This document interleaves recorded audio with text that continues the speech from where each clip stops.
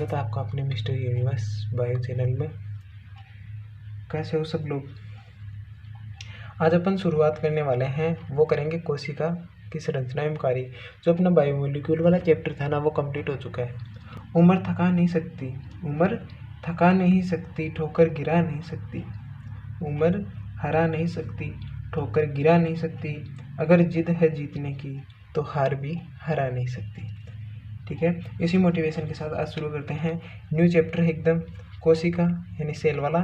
Cell structure और उसके क्या कर देखते हैं फंक्शन। कोशिका संरचना एवं कार्य बायोमोलिक्यूल था, वो कंप्लीट हो गया है। ठीक है, कोशिका से देखो क्वेश्चन एक यहाँ से क्वेश्चन बनना स्टार्ट हो जाता है। कोशिका सर्वप्रथम देखें, सर्वप्रथम कोशिका को देखने का श्रेय किसे जाता है। कोशिका को इंग्लिश में बोल रहे हैं सेल। सर्वप्रथम सेल को देखने का श्रेय किसे जाता है। सेल को देखने का श्रेय, ये ध्यान रखना, जीवित, ठीक है, जीवित की बात हो रही है, लिविंग सेल की बात हो रही है, वो जाता है किसे, एंटोनी वॉन लीवेनहॉक थे ना, एंटोनी लीवेनहॉक, लीवेनहॉक थे ना, उन्हें क्या जाता है, सबसे पहले जीवित कोशिका देखने का क्या जाता है, श्रेय जाता है। ठीक है, एंटोनी वॉन लीवेनहॉक को किसमें देखा था इन्होंने, वो देखा था सजीव कोशिका में। सजीव कोशिका में, सजीव कोशिका में क्या किया इन्होंने, देखा था। देखो 1665 में कौन आया था, रॉबर्ट हुक आया था। रॉबर्ट हुक ने कोशिका की खोज तो कर दी थी, लेकिन उन्होंने किस में देखी था, मृत कोशिका देखी थी उन्होंने, लेकिन जो जीवित कोशिका देखी थी ना, वो देखी थी एंटोनी वॉन लीवेनहॉक ने। तो एंटोनी वॉन लीवेनहॉक से देखो क्वेश्चन क्या बन सकते हैं, इससे क्वेश्चन बनने वाले यही बता देता हूँ। ये क्या है, जो बैक्टीरियोलॉजी है ना, जीवाणु विज्ञान, जीवाणु विज्ञान के फादर कहलाते हैं। जीवाणु विज्ञान के क्या है, जनक है कौन, एंटोनी वॉन लीवेनहॉक। एक और क्वेश्चन बनता है इनसे, और वो क्वेश्चन बनता है क्या, लिविंग सेल, ये मैंने लिखा दिया, फिर से लिखा रहा हूँ, लिविंग सेल देखने का श्रेय जाता है। सर्वप्रथम इन्होंने क्या देखी थी, लिविंग सेल देखी थी। दूसरा या तीसरा जो क्वेश्चन है वो है बहुभ्रूणता की खोज, इन्होंने भी की थी पहले, बहुभ्रूणता की खोज, एंटोनी वॉन लीवेनहॉक ने बहुभ्रूणता की खोज की थी। ठीक है ना। और ये देखो जीवित कोशिका किसमें देखी थी इन्होंने, अगर यहाँ से भी क्वेश्चन बनता है ना, जीवित कोशिका किसमें देखी थी, वो देखी थी, ध्यान रखना, जीवाणु और जो स्पर्म आते हैं ना, शुक्राणु में। स्पर्म को क्या बोल रहे हैं हिंदी में, शुक्राणु। और किसमें देखी थी, आरबीसी में देखी थी। एंटोनी वॉन लीवेनहॉक थे, उन्होंने क्या की, जीवित कोशिका देखी थी सर्वप्रथम। किसमें देखी थी, वो देखी थी किसमें, जीवाणु में, स्पर्म में और आरबीसी में। अब कोशिका की खोज के बारे में आते हैं ना, कोशिका की खोज किसने की थी, कोशिका की खोज किसने की थी, इन्होंने तो क्या की थी, लिविंग सेल में देखने का सर्वप्रथम श्रेय जाता है। लेकिन जो अपने पास में है, पढ़ते आ रहे हैं, रॉबर्ट हुक, रॉबर्ट हुक के बारे में, और उनके बारे में नहीं पढ़ेंगे तो ये नाराज हो जाएंगे। ठीक है, ये कब आए, रॉबर्ट भाई साहब आए थे, वो आएंगे 1665 में, 1665 में आए थे। कौन, रॉबर्ट हुक।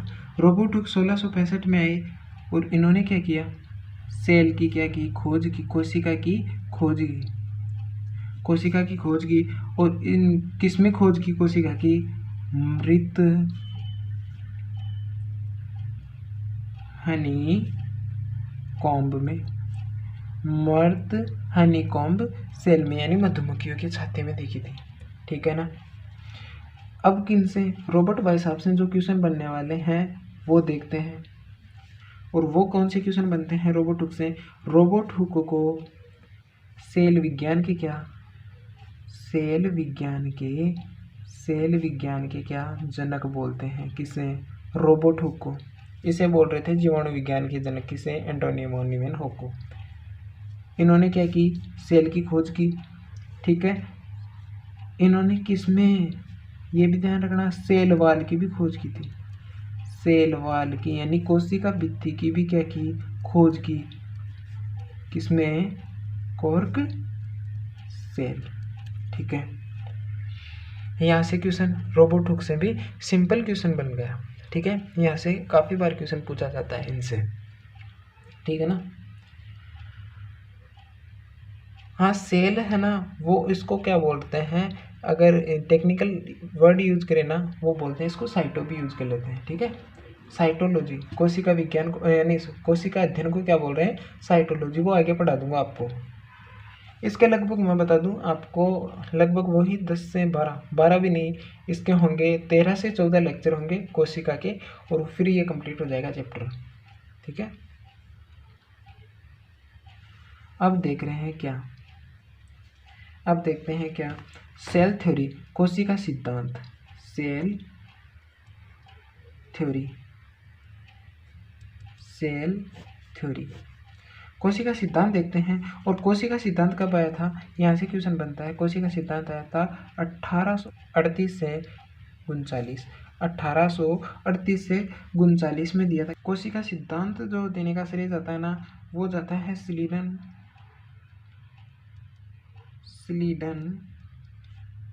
स्लीडन और स्वान को क्या करता है, कोशिका जो थ्योरी है, कोशिका सिद्धांत है, उसको क्या करता है, इन्होंने प्रतिपादित किया था। कब किया था? 1838 से 39 के मध्य। ठीक है, ध्यान रखना किन के बारे में? स्लीडन कौन थे? यहाँ से भी क्वेश्चन बनता है, कई बार क्वेश्चन बन चुका है, और वो थे स्लीडन, थे जर्मन बोटनिस्ट। कौन थे? पादप विज्ञान के जनक थे। जनक नहीं थे, पादप विज्ञान से संबंधित थे। कौन? स्वीडन। और कहाँ के थे? जर्मन के थे। लेकिन स्वान थे ना, वो कहाँ के थे? ब्रिटिश के थे। और किससे संबंधित थे? वो थे जूलॉजिस्ट थे। और ये कौन था? जो स्वीडन था वो था बोटनिस्ट, जर्मन का था। और स्वान था ना, वो था ब्रिटिश का था और जूलॉजिस्ट था। ठीक है, ये सिंपल क्वेश्चन बन गया। यहाँ से क्वेश्चन बनता है और कंफ्यूज करता है। अब सेल के बारे में बता दो। सभी जीव किससे मिलकर बने होते हैं? कोशिकाओं से मिलकर बने होते हैं। कोशिकाओं का समूह से क्या होते हैं? एक जीव का निर्माण होता है। कोशिका ही क्या है? अपनी शरीर की संरचनात्मक क्रियात्मक इकाई है। वो तो अपन शुरू से पढ़ते हैं आ रहे, इसके बारे में इतनी ज़्यादा चर्चा करने की कोई ज़रूरत नहीं है। ऊपर पढ़ाया वो भी इम्पोर्टेंट था, यहाँ से भी क्वेश्चन बनता है। अब आगे पढ़ा रहा हूँ, वो भी इम्पोर्टेंट है, हर एग्जाम में क्वेश्चन बनता है। कोशिका सिद्धांत में रूपांतरण, कोशिका सिद्धांत में रूपांतरण ये कब किया? ये अब आया था 1855 में। स्वीडन और स्वान कब आए थे? 1838 से 39 के मध्य क्या दिया था इन्होंने? सेल थ्योरी दिया था। लेकिन इसका परिवर्तित रूप आया, कोशिका सिद्धांत का जो सेल थ्योरी थी, इसका परिवर्तित रूप आया कब आया? 1855 में। कौन लेके आया? लेने वाला कौन था? वो था रुडोल्फ विर्चोव। कौन था? रुडोल्फ विर्चोव था लाने वाला, 1855 में लाया।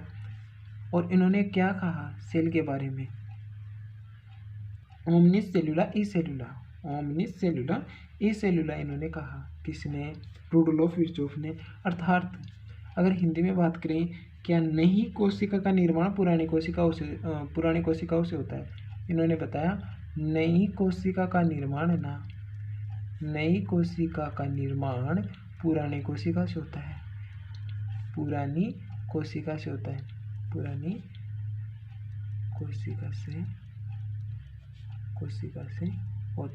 और ये एक प्रकार से सही भी था। कैसे? जैसे अगर अपन देखें, किसी बच्चे का अगर डेवलपमेंट होता है तो पहले क्या होता है? ओवम में क्या होती है? सेल होती है। स्पर्म में क्या होती है? सेल होती है। तभी पुरानी जो सेलें होती है ना, जो मदर और फादर से आती है, वो पुरानी सेलें क्या है? जो न्यूक्लियस है, सेल है, वो ही क्या करते हैं? वही मटेरियल क्या आगे क्या करते हैं? डेवलप करते हैं किसी भ्रूण का। ठीक है, एम्ब्रियो का क्या करते हैं? डेवलप करते हैं। तो इन्होंने बताया कि जो पुरानी कोशिका है उन्हीं से क्या करती है? नई कोशिका बनती है। किन्होंने बताया? रुडोल्फ विर्चोव ने। 1855 में आए थे। कौन? रुडोल्फ विर्चोफ काफ़ी इंपॉर्टेंट है, हर एग्जाम में क्वेश्चन बनता है। कोशिका सिद्धांत यानी सीधा क्वेश्चन बनता है सेल थ्योरी के बारे में, या फिर एंटोनी वॉन लीवेनहॉक के बारे में। रोबोट हुक के बारे में तो आजकल क्वेश्चन बनना बंद हो गया है, लेकिन इनके बारे में बनता है। स्लीडन स्वान के बारे में, रुडोल्फ विर्चोफ के बारे में, एंटोनी वॉन लीवेनहॉक के बारे में। ठीक है, अब देखो कोशिका सिद्धांत के कुछ अपवाद भी हैं। सेल थ्योरी के कुछ अपवाद भी हैं।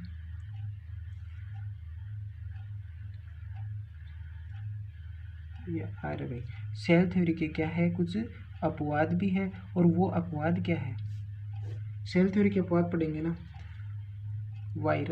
वायरस का आकार ध्यान रखना माइकोप्लाज्मा से भी छोटा होता है, लेकिन फिर भी क्या है ये माइकोप्लाज्मा, ये क्या है, कोशिका संरचना है। कौन? माइकोप्लाज्मा। कोशिका संरचना कौन है? माइकोप्लाज्मा। लेकिन जो ये वायरस है ना, वो कोशिका संरचना नहीं है। इसके कारण क्या है, इसमें कोशिका सबसे छोटी नहीं पाई जाती। ध्यान रखना, ये क्या है, वायरस। जो माइकोप्लाज्मा है ना, सबसे छोटी कोशिका होती है माइकोप्लाज्मा में। और इसका जो आकार की बात करें ना, विषाणु का आकार माइकोप्लाज्मा से भी छोटा होता है। ये क्या, वायरस। एक अपने पास में होता है वायरॉइड, वायरस का ही छोटा रूप है वायरॉइड। और कौन? प्रियॉन्स। और जीवाणुभोजी भी होता है। क्या? जीवाणुभोजी। ये सब क्या है, सेल थ्योरी के अपवाद है। इन चारों में है ना, कोशिका संरचना नहीं पाई जाती। इनमें क्या है, कोशिका जो संरचना है ना, वो एब्सेंट है। कोशिका संरचना नहीं पाई जाती। कोशिका संरचना क्या है, एब्सेंट है। ठीक है, यहाँ से क्वेश्चन बन गया अच्छे वाला। हर एग्जाम में क्वेश्चन बनता है यहाँ से, ये ध्यान रख लेना। आज जो पढ़ा रहा हूँ ना, वो काफ़ी इंपॉर्टेंट है। फूल, पत्ती, स्टार सब कुछ लगा लेना, ये काफ़ी इम्पोर्टेंट है। सेल के बारे में बता रहा हूँ, प्रोकैरियोट्स और यूकैरियोट्स में अंतर बता रहा हूँ। हर एग्जाम में आता है, हर एग्जाम में मैं बता रहा हूँ, हर एग्जाम में आता है। फर्स्ट ग्रेड हो, सेकंड ग्रेड हो, नीट हो, या फिर अदर कंपटीशन वाले एग्जाम हैं, उनमें यहाँ से क्वेश्चन आता है। यानी वेरी वेरी इंपॉर्टेंट है, वेरी वेरी इंपॉर्टेंट है ये चीज़ जो मैं अब बता रहा हूँ। ठीक है, तो आपको पता है कोशिका के आधार पर जीव कितने प्रकार के होते हैं? कोशिका के आधार पर जीव कितने प्रकार के होते हैं? 2 टाइप के होते हैं कि नहीं होते हैं? अगर आप स्टैंडर्ड लेवल पे हो, 11th-12th में हो, तो आपको पता है। ठीक है, अगर 9th में हो, 10th में हो, तो शायद आपको नहीं पता हो सकता, लेकिन शायद होगा ही, मैं मानता हूँ। तो क्या है, 2 जीव हैं कोशिका के आधार पर। कौन से? एक तो प्रोकैरियोटिक जीव बोल दो, या प्रोकैरियोटिक सेल बोल दो। ठीक है, प्रोकैरियोटिक कोशिका, और एक होती है यूकैरियोटिक कोशिका। यूकैरियोटिक कोशिका, यूकैरियोटिक कोशिका या यूकैरियोट्स जीव भी बोलते थे अपन। तो अपन, मैं लेके जाता हूँ आपको पुरानी यादों में। पुरानी यादों का मतलब आपने पढ़ा होगा 9th और 10th में, 11th-12th में। ठीक है, क्या? प्रोकैरियोट्स और यूकैरियोट्स के बारे में। तो प्रो का मतलब क्या है? यहाँ प्रो का मतलब संबंधित है प्राचीन से, यानी जिनकी उत्पत्ति, यूकैरियोट्स तो बाद में बने थे, प्रोकैरियोट्स पहले आए थे। पृथ्वी पर कौन आए थे? प्रोकैरियोट्स पहले आए थे, यूकैरियोट्स तो। प्रो का मतलब क्या है? प्राचीन है। और यहाँ का कैरियो है ना शब्द, कैरियो है, वो किससे संबंधित है? न्यूक्लियस या केंद्रक से संबंधित है। इधर देखिए, अंतर की बात करें, अंतर लेके चलते हैं आराम से, इनमें अंतर लेके चलते हैं। और ये सारणी आपको तो बनानी है, सबको बनानी है। एक है यूकैरियोटिक। यूकैरियोटिक सेल में क्या है, जो यूके है, इसका मतलब क्या है? आधुनिक, मॉडर्न। क्या है? आधुनिक या वास्तविक। यूके का मतलब क्या है? आधुनिक या वास्तविक। और यहाँ पे जो कैरियो शब्द है, उसका भी वही मतलब है जो कि प्रोकैरियोट्स में था। क्या था? केंद्रक। क्या था? केंद्रक। समझ में है? बिल्कुल, ऐसा तो कुछ बताया नहीं जो समझ में नहीं आई। फिर नेक्स्ट जो अंतर देखे ना, प्रोकैरियोट्स में क्या? सुविकसित केंद्रक नहीं होता। सुविकसित केंद्रक किनमें नहीं होता? प्रोकैरियोट्स में क्या नहीं होता? सुविकसित केंद्रक, केंद्रक नहीं होता, केंद्रक नहीं। इसके साथ ही ध्यान रखना, केंद्रिका आगे पढ़ाऊंगा केंद्रिका के बारे में भी। केंद्रक झिल्ली, केंद्रक झिल्ली, ये सब क्या होते हैं? अब्सेंट होते हैं। किसमें? प्रोकैरियोट्स में। क्वेश्चन डायरेक्ट बनता है, ध्यान रखना। इधर देखिए यूकैरियोट्स में सुविकसित केंद्रक होगा भाई, ये सब क्या होंगे? प्रेजेंट होंगे। इनमें क्या होगा? सुविकसित जो केंद्रक है वो होगा सुविकसित केंद्रक। इसमें केंद्रक झिल्ली भी होगी और क्या होगा? केंद्रिका भी होगा। केंद्रक झिल्ली और केंद्रिका भी होगा। केंद्रक झिल्ली और केंद्रिका क्या होते हैं? देखें, ये क्या है? केंद्रक है, ठीक। इस पे क्या, और ये क्या है? पूरी सेल है। ये क्या है? कोशिका है पूरी। पूरी कोशिका नहीं है, ये क्या है? हाँ पूरी कोशिका है। ये क्या है? सेल है, ठीक है। इसमें क्या पाया जाता है? सुविकसित केंद्रक पाया जाता है। ये क्या है? केंद्रक झिल्ली। केंद्रक के ऊपर पाई जाने वाली क्या है? केंद्रक झिल्ली। एक ओरल डायग्राम बना रहा हूँ मैं, आगे डायग्राम खूब बनाएंगे अपन, ठीक है। और इसके अंदर जो पाई जा रही है वो क्या है? केंद्रिका। आगे विस्तार से पढ़ेंगे, आप पे समझ में आए तो आपको कोई टेंशन लेने की या घबराने की कोई बात नहीं है, ध्यान रखना। अब जो नेक्स्ट देखें वो क्या है? आनुवांशिक पदार्थ। इसमें जो होता है ना, कौन सा होता है? आनुवांशिक जो पदार्थ है ना, आनुवांशिक पदार्थ क्या है? डीएनए। डीएनए के बारे में बता दूं, ये जो डीएनए है ना, कोशिका द्रव्य में क्या होगा? बिखरा हुआ रहेगा। कोशिका द्रव्य में बिखरा हुआ प्रेजेंट या उपस्थित रहेगा, उपस्थित रहेगा, ठीक है। और इसमें जो डीएनए होगा ना वो क्या होगा? डीएनए है ना केंद्रक के भीतर। अब मैं बताता हूँ आपको बायोमोलिक्यूल पढ़ाने का राज। वहाँ पे आपको आरएनए डीएनए सब कुछ बताया था ना, तो वो यहाँ पे काम में आ रहा है। अब आपको समझ में आ रहा होगा कि आरएनए क्या होता है, डीएनए क्या होता है, प्रोटीन क्या होती है, यह सब कुछ धीरे धीरे समझ में आ जाएगा। अगर आप उसके रिपीट करते रहोगे ना तो इनमें आगे कोई प्रॉब्लम नहीं आएगी, हर चैप्टर में वहाँ से उठेंगे, ठीक है। तो ये डीएनए के बारे में बता दिया था मैंने वहाँ पे। तो क्या आनुवंशिक पदार्थ यहाँ पे क्या है? डीएनए है, जो कि कहाँ पे रहता है? कोशिका द्रव्य में। किन में उपस्थित रहता है? प्रोकैरियोट्स कोशिका में। और यूकैरियोट कोशिका में कहाँ पे होता है? केंद्रक के भीतर प्रेजेंट होता है क्या? डीएनए। इसमें क्या, जो डीएनए है ना, DNA stone protein, stone protein के बारे में भी अपन आगे विस्तार से चर्चा कर लेंगे, इस चैप्टर में नहीं, अगले चैप्टर में स्टोन के बारे में भी चर्चा करेंगे। तो डीएनए क्या है? स्टोन प्रोटीन से नहीं जुड़ा रहता, बॉन्डेड नहीं रहता, प्रोटीन से नहीं जुड़ा रहता, नहीं जुड़ा रहता। स्टोन प्रोटीन क्या होती है? इसमें अब्सेंट होती है। मैं क्या बोल सकता हूँ इसको? ये बोल सकता हूँ कि नहीं बोल सकता? इसमें स्टोन जो प्रोटीन है ना, स्टोन प्रोटीन क्या होती है? अब्सेंट होती है, ठीक है। और जो यूकैरियोट्स जो कोशिका होती है ना, वो क्या होती है? डीएनए से स्टोन अष्टक या स्टोन जो प्रोटीन होती है ना, स्टोन प्रोटीन से क्या होता है? जुड़ा रहता है। स्टोन प्रोटीन से क्या है? जुड़ा रहता है। ये स्टोन प्रोटीन क्या है इसके बारे में विस्तार से चर्चा करेंगे। अपन क्या है यहाँ पे तो सिर्फ अंतर बता रहा हूँ आपको, जहाँ से सिंपल क्वेश्चन बनते हैं और ओपन लोगों की क्या होते हैं? गलत होते हैं। तो आपके गलत ना हो वो क्वेश्चन बता रहा हूँ मैं आपको। प्रोकैरियोट्स में ध्यान रखना, जो डीएनए पाया जाता है ना, वो पाया जाता है वृत्ताकार डीएनए। कौन सा डीएनए पाया जाता है? वृत्ताकार डीएनए पाया जाता है। जो यूकैरियोट्स हैं, हम हैं, अपन कौन से जीव हैं? यूकैरियोट्स। जो अपनी कोशिका में है ना, वो डीएनए कौन सा पाया जाता है? रेखित डीएनए पाया जाता है, रेखित डीएनए पाया जाता है। बायोटेक में अपन अच्छे से पढ़ेंगे इसको, डीएनए और आरएनए को, सारी प्रोसेस बताई जाएगी आपको। अब देखते हैं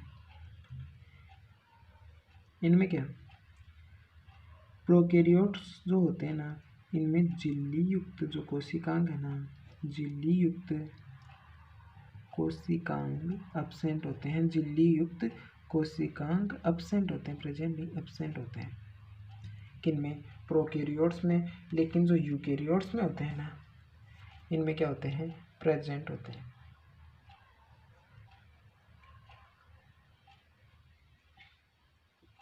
तो झिल्लियुक्त कोशिकांक जैसे यहाँ पे लिख रहा हूँ, इससे मैच मत कर देना, जगह कम के कारण मैं लिख रहा हूँ। क्या, माइटोकॉन्ड्रिया, झिल्लियुक्त कोशिकांक माइटोकॉन्ड्रिया, केंद्रक, माइटोकॉन्ड्रिया केंद्रक है,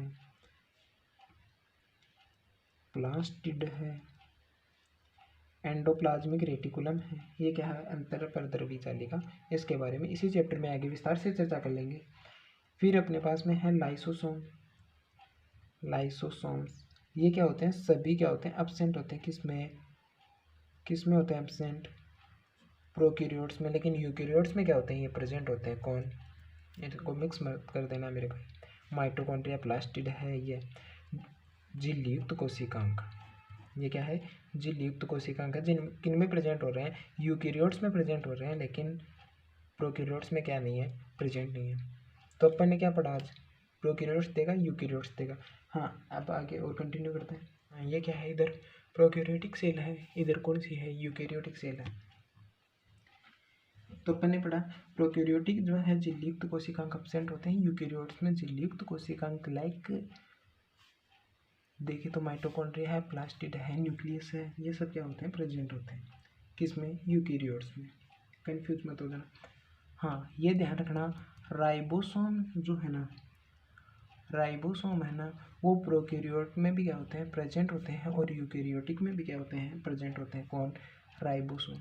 दोनों में क्या है, एकमात्र कोशिकांक है जो कि दोनों में क्या है, प्रेजेंट है, राइबोसोम। इसमें देखें 70S टाइप का राइबोसोम प्रेजेंट होता है, और इसमें 70S टाइप का भी होता है, और 80S टाइप का राइबोसोम प्रेजेंट होता है। ध्यान रखना, 70S और 80S, यहाँ पे S है भाई। S का मतलब है स्वेडबर्ग इकाई। क्या है, स्वेडबर्ग इकाई, जो कि घनत्व या डेंसिटी से संबंधित है। ठीक है, अब एक पढ़ेंगे कोशिका कंकाल, आगे बताऊंगा। यहाँ पे इसकी चर्चा करना उचित नहीं रहेगा, तो यहाँ पे सीधा ध्यान रखना, कोशिका कंकाल इसमें क्या होता है, एब्सेंट होता है। किसमें, प्रोकैरियोटिक सेल में कोशिका कंकाल एब्सेंट होता है। लेकिन इसमें देखें, किसमें, यूकैरियोट में देखें तो कोशिका कंकाल पाया जाता है, कोशिका कंकाल पाया जाता है, कंकाल प्रेजेंट होता है। किसमें, यूकैरियोट्स में। एक देखना, प्रोकैरियोट्स में जो साइक्लोसिस है ना, एक मिनट, साइक्लोसिस एब्सेंट है। साइक्लोसिस का मतलब क्या है, साइक्लोसिस का मतलब ध्यान रखना, एक लिखना चाहो तो लिख लेना आप, मैं बता दे रहा हूँ। साइक्लोसिस का मतलब है कोशिका में कोशिका द्रव्य का घूमना। कोशिका में कोशिका द्रव्य के घूमने की जो क्रिया कहलाती है, वो कहलाती है साइक्लोसिस। यानी साइको शब्द किसके लिए यूज होता है, कोशिका के लिए। साइटो किसका है, सेल का क्या है, टेक्निकल वर्ड है क्या, साइटो। तो साइक्लोसिस क्या है, कोशिका द्रव्य में यानी कोशिका में कोशिका द्रव्य का घूमना क्या है, साइक्लोसिस है। ठीक है, इसमें क्या होता है, प्रेजेंट होता है साइक्लोसिस। किसमें प्रेजेंट होता है, किसमें, यूकैरियोट्स में होता है। एक ध्यान रखना, इसमें कौन सी रिक्तिका पाई जाती है, गैस रिक्तिका पाई जाती है, गैस रिक्तिका पाई जाती है। ये ध्यान रखना, 70S राइबोसोम दोनों में पाया जाता है, लेकिन 80S राइबोसोम है ना, 80S टाइप का राइबोसोम है, वो यूकैरियोट्स में पाया जाता है, ओनली फॉर। ठीक है, तो गैस रिक्तिका, गैस वैक्यूल्स पाई जाती है, और अपने में यूकैरियोटिक जो सेल होती है, अपने में क्या पाई जाती है, सामान्य, कौन सी पाई जाती है, सामान्य रस रिक्तिका, सामान्य रस रिक्तिका पाई जाती है अपने में। रस का मतलब क्या, जिसमें जल प्लस क्या हो, खनिज हो। रिक्तिका के बारे में भी अपन इसी चैप्टर में शायद आगे पढ़ लेंगे। ठीक है, विस्तार से पढ़ लेंगे। किसके बारे में, रिक्तिका के बारे में, कौन कौन सी रिक्तिका होती है, गैस रिक्तिका होती है एक प्रकार की, उत्प्लावन रिक्तिका होती है, ये सब। ठीक है, इनके बारे में पढ़ लेंगे। तो अब देखें, सिंपल यहाँ से क्वेश्चन बनता है मेरे भाई, कौन सा, जीवाणु या बैक्टीरिया क्या है, प्रोकैरियोटिक है। ठीक है, आर की जीवाणु, आर की जीवाणु, ये भी क्या है, एक प्रकार का प्रोकैरियोटिक है। ब्लू ग्रीन एल्गी, नील हरित शैवाल क्या है, प्रोकैरियोटिक है, ध्यान रखना। माइकोप्लाज्मा, माइकोप्लाज्मा क्या है, प्रोकैरियोटिक है। माइकोप्लाज्मा क्या है, प्रोकैरियोटिक है, लेकिन यह क्या है, कोशिकीय संरचना है। कोशिका तो है, प्रोकैरियोटिक भी कोशिका है, यूकैरियोट भी कोशिका है। मैंने क्या बताया था, जो वायरस है वो कोशिकीय संरचना नहीं है, माइकोप्लाज्मा तो कोशिकीय संरचना है, जो कि वायरस से क्या है, बड़ी है, लेकिन वायरस इससे छोटा है। अगर कोशिकीय संरचना में तो है, कोशिका इसकी क्या है, सबसे छोटी है माइकोप्लाज्मा की, ठीक है। और क्या है, एक एक्टिनोमाइसिटीज, एक्टिनोमाइसिटीज, ये क्या है, एक्टिनोमाइसिटीज, ये सब क्या है, प्रोकैरियोट्स के एग्जाम्पल है। अब देखें यूकैरियोट्स के एग्जाम्पल, फंगी, फंगी का मतलब कवक, कवक है। प्लांट है, सभी प्लांट क्या है, प्रोकैरियोटिक, यूकैरियोटिक है, सभी प्लांट है। प्रोटिस्टा है, प्रोटिस्टा है, और सभी क्या है, जंतु या एनिमल क्या है, यूकैरियोट्स, सभी जंतु या जो एनिमल है ना वो क्या है, यूकैरियोट्स है, एनिमेलिया, ठीक है। तो आज के लिए इतना ही। क्लास को लाइक कर देना, अपने दोस्तों के पास शेयर कर देना, और यूँ ही अपना स्नेह और प्रेम देते रहना। चलो मिलते हैं नेक्स्ट क्लास में। Thank you for watching, bye.